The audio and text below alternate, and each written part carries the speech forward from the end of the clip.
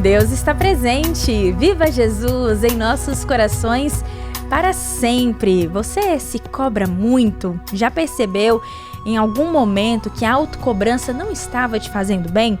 Em tempos tão acelerados como a gente vive, de tanta exposição, inclusive nas redes sociais, sobre a pretensa, realidade da vida das outras pessoas, isso tem se tornado cada vez mais latente. Parece que todo mundo precisa ser impecável em tudo, em todas as áreas da vida, com uma ideia irreal de perfeição. Hoje, a religião de Deus, do Cristo e do Espírito Santo esclarece as dúvidas da audiência que chegaram sobre esse assunto, sobre a espiritualidade ecumênica e como lidar com a autocobrança. Quem responde é o ministro e pregador da religião do amor universal, irmão Emerson Damasio.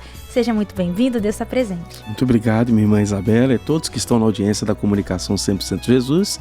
E viva Jesus em nossos corações para sempre. Bom, a gente convida você que está acompanhando a compartilhar também a sua dúvida, a sua questão sobre esse ou sobre outros assuntos. Esse é um espaço itinerante da religião do terceiro milênio que esclarece as suas questões. Você pode mandar sua pergunta pelo nosso WhatsApp, pode ser em texto, em áudio, em vídeo ou de forma anônima, se você preferir. Código de área 11 99 831 8195 e ainda pode deixar também a sua dúvida nos comentários do canal da Religião Divina no YouTube, youtube.com/Religião de Deus Vídeos. A gente começa, irmão Damasio, com a pergunta da Maria Francisca. Ela é de Maceió, Alagoas, e escreveu assim: a autocobrança pode atrapalhar a missão espiritual de uma pessoa? Pergunto porque percebo que me preocupo muito em ser excelente em tudo que eu faço, mas nem sempre faço com alegria e tranquilidade, e acaba virando uma cobrança, uma obrigação. Muito obrigado a você que nos acompanha de Ituiutaba, Minas Gerais, e todos que estão na audiência da Comunicação 100% Jesus. Bem, a autocobrança não vai nos atrapalhar na nossa missão, em hipótese alguma. Até porque nos preocuparmos compreende a gente querer fazer o melhor, darmos um padrão de excelência, de qualidade naquilo que fazemos. Porém, o excesso da cobrança e a cobrança indevida, porque às vezes a gente se cobra por coisas que não deveríamos fazer para com a gente mesmo. Aí que mora o grande perigo. Quando há uma cobrança excessiva, vem aquilo que o Dr. Bezerra de Menezes, espírito do bem na quarta revelação, a religião divina, pela sensitividade do cristão do novo mandamento Chico Perioto, já disse certa feita, que o excesso leva o ser humano aos desequilíbrios, aos exageros. Nos dias de hoje, a gente às vezes cria um padrão ou estabelece um padrão para nós mesmos porque a gente vê outras pessoas que estabeleceram para si. Ou acha que aquelas pessoas que demonstram viver uma vida assim ou assada têm uma vida feliz. E a gente se cobra para ter a vida daquele jeito. Quando na verdade a gente precisa viver. E viver compreende sermos felizes. Quando a cobrança gera até tristeza, angústia, você disse, falta de tranquilidade, algo não está bom. Jesus, no seu Santo Evangelho, segundo Mateus, capítulo 6, no versículo 34, ele vai nos dizer o seguinte, e talvez seja um dos pontos de autocobrança de tanta gente quando ela é excessiva ou inapropriada. Ele diz assim: não vos inquieteis, pois pelo dia de amanhã, porque o dia de amanhã cuidará de si mesmo. A cada dia basta o seu mal. Aqui o Cristo não está dizendo, olha, não vamos planejar, não vamos nos preocupar com aquilo que temos que fazer, mas é o excesso de preocupação que às vezes nós estabelecemos para nós mesmos, ou para nós mesmas, ou o excesso de cobrança. Eu preciso ser assim, ou eu preciso ter isso, ou eu preciso ter aquilo. Se eu não alcançar, eu não serei feliz, ou não terei tranquilidade. E aí começa um peso, uma necessidade da gente aparentar, às vezes mais para os outros do que para nós mesmos. Quando nós olhamos para nós mesmos, a gente observa que nós não precisamos de muito, precisamos apenas do necessário. Mas às vezes a gente sofre até por antecedência. Se eu não tiver esse padrão de beleza, se eu não tiver esse status, se eu não tiver esse reconhecimento, nada está bom. Aí eu me cobro. Mas eu deveria me cobrar por isto? A gente precisa se exigir, ser pessoas dignas, corretas e sermos felizes. Olharmos o sol que nasceu e ver que ele nasceu para você. Ele sorri para nós, a chuva também sorri para nós, os amigos que estão à nossa volta. Quando Jesus diz não vos inquieteis, é não ficarmos naquela ansiedade, naquela cobrança excessiva das coisas. E aí o irmão Paiva, em seu blog, ele nos diz o seguinte num dado momento, abrir aspas, há quem passe a vida esperando o pior. Só isso é motivo para a pessoa cair doente. Aí ela se cobra, se preocupa tanto de que tal coisa pode acontecer, de que tal problema vai se dar, e de que eu não sou competente, se cobra, eu podia ser melhor, se fez bem, ela acha que não fez. Gente, vamos comemorar as pequenas vitórias, os pequenos passos que a gente deu. E o irmão Paiva continua, por que não almejar o melhor e trabalhar por ele? Thomas Jefferson, principal autor da Declaração de Independência dos Estados Unidos, alerta-nos sobre esta gritante realidade, diz ele. Quanto nos custaram os males que nunca nos aconteceram. Fechar aspas. Concluindo essa resposta da religião divina, o excesso de cobrança, a cobrança para padrões que nem sempre são aqueles que vão nos fazer felizes, ou por atitudes que às vezes a gente quer demonstrar para outras pessoas, ou resultados ou status, são cobranças talvez indevidas. Isso sim poderá interferir na nossa missão espiritual. Agora, exigir ser melhor no equilíbrio, na paciência. Puxa, eu tive uma fala que não foi muito adequada. Eu vou me autocobrar, eu vou me autoexigir para que eu tenha mais paciência, para que eu ouça melhor a outra pessoa. Porque se eu não fizer isto, eu não vou reconhecer as minhas próprias falhas. Então, se autoexigir não é errado.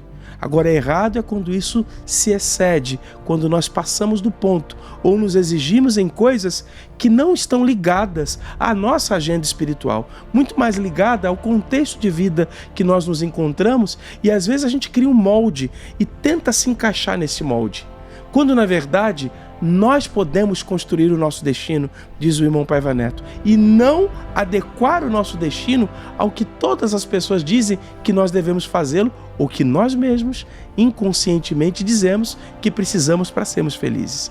A felicidade na Terra, ensina a religião divina, consiste em realizarmos aquilo que prometemos no céu.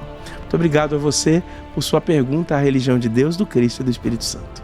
A gente traz ainda, irmão Damásio, a pergunta da Priscila de Freitas, que preferiu não compartilhar a cidade onde mora, a gente respeita esse direito, e ela escreveu o seguinte: a autocobrança pode ser uma característica do meu espírito? Se for, como posso encontrar um equilíbrio para não viver esse sentimento em excesso e nem cair na acomodação? Aí é que está o ponto, minha irmã Isabela, que a Priscila traz, a questão é o excesso. Agora, a questão da autocobrança vir do Espírito, sim, pode vir, porque cada um de nós é um ser único, que traz responsabilidades diferentes.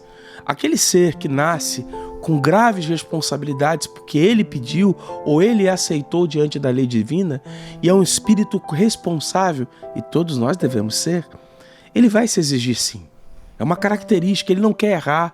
Até porque temos muitas experiências espirituais e às vezes, por termos já caído, tropeçado, a vida é feita de aprendizados, a gente cai, levanta.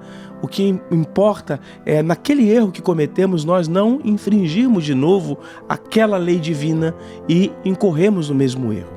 Então, muitos espíritos são muito responsáveis e trazem dentro de si um senso de cobrança muito grande, mas não pode ter o excesso. O excesso, ele naturalmente vai fazer mal. E sobre esse ponto, o irmão Paiva, em seu blog, paivaneto.com, ensina no subtítulo para não perder o equilíbrio, porque você, Priscila, diz como não ir para o excesso e não perder o equilíbrio. Observe bem esta lição que se encaixa perfeitamente para nós, diz o presidente pregador da religião divina. É essencial nos prendermos à fímbria das vestimentas do Cristo ecumênico. Aqui está a primeira lição, para que nós não nos excedamos na autocobrança e não nos cobremos de coisa que não devemos fazê-lo. E temos um ponto de equilíbrio, o que é prendermos-nos nas fímbrias das vestes de Jesus. Aqui eu estou abrindo um parêntese.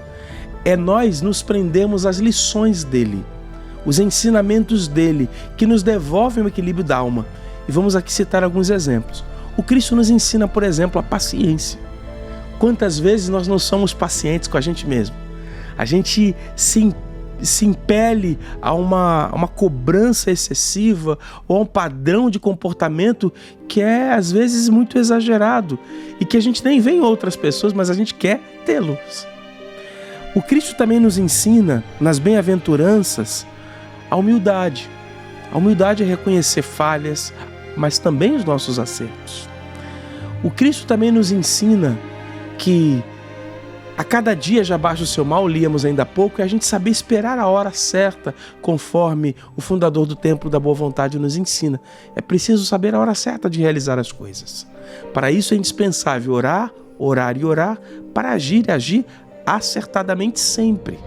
Então isso, quando a gente ora, a gente tem um equilíbrio de alma e consegue perceber, pela intuição, o nosso anjo da guarda nos apontar caminhos. Mas a gente não fica naquela ansiedade, sabe? Que a boa ansiedade faz bem, mas às vezes a gente quer tudo para ontem.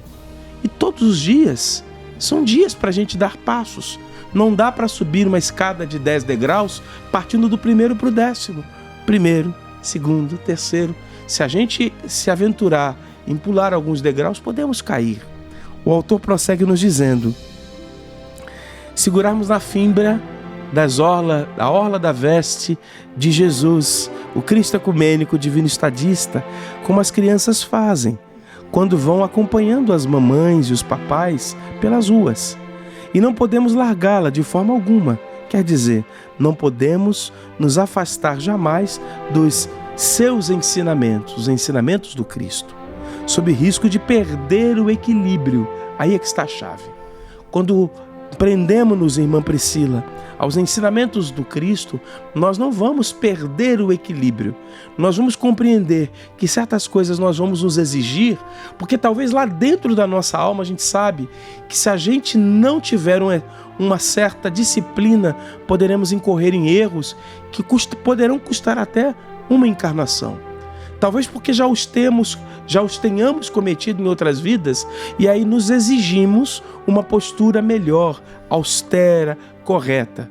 Mas como dizia Leibniz, natura não facit salto, a natureza não dá saltos. A gente não pode também querer mudar da água para o vinho, a gente precisa dar passo, ou mudar da água para o suco de laranja, melhor, né? Não tem álcool, não faz mal à saúde. Mas a gente saber dar esses passos e se exigir dentro do nosso próprio limite. E o autor, concluindo essa resposta, diz assim: sob o risco de perder o equilíbrio, portanto, a paz que ele, o Mestre, nos pode oferecer, conforme advertiu no Evangelho narrado por João, capítulo 14, versículo 27, e Mateus 28, versículo 20.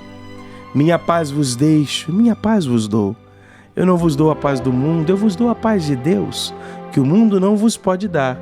E agora em Mateus: não se turbe o vosso coração, nem se arreceie, porque eu estarei convosco todos os dias até o fim dos tempos. São as lições para que nós não percamos o equilíbrio e não nos excedamos nas cobranças a nós mesmas ou a nós mesmos. Muito obrigado, Priscila, a sua pergunta à religião divina.